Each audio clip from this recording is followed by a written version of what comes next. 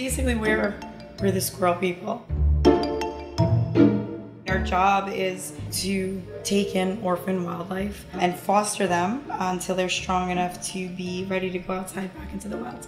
It's the 3 R's that they always talk about. It's rescue, rehabilitate, and then release. That's probably the main thing, is the release part, because not this case included, but they're wildlife. They belong outside, they don't want to be inside, and we don't want them to be inside.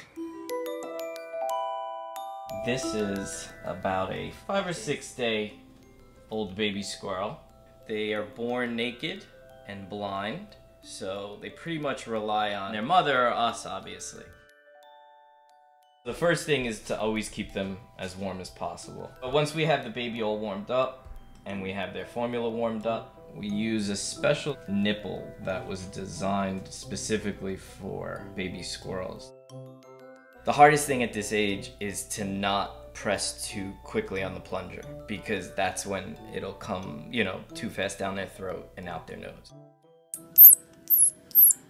We usually hold on to the squirrels until they're about maybe anywhere from 10 to 14 weeks old before they get released. There are extreme cases sometimes, as with Thumbelina, where there are squirrels that are non-releasable. We got Thumbelina, what, 2 years ago? We got her the day she was born. She was afraid of heights. She wouldn't climb very high at all. She wouldn't jump. And She's not a good jumper. These are she all doesn't just, usually make it if she tries to. These are all she just. tries to jump don't far. Embarrass her. I'm sorry.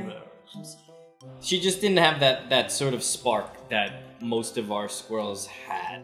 At that point, there are people who think that the animal, if it can't survive outside, should be put down. And we decided that that wasn't going to be an option. There's nothing wrong with her. She's just different. She's Thumbelina. What's all this spinach? Are you having a spinach party? Are you having a spinach party in your spinach? There's not really a lot of people that do what we do. It takes a ton of time.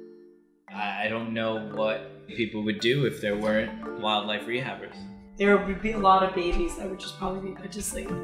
Not because there's anything wrong with them, simply because there's just nobody that's willing to take care of them. People don't realize sometimes that there's, you know, little creatures out there that are just as important as the bigger ones.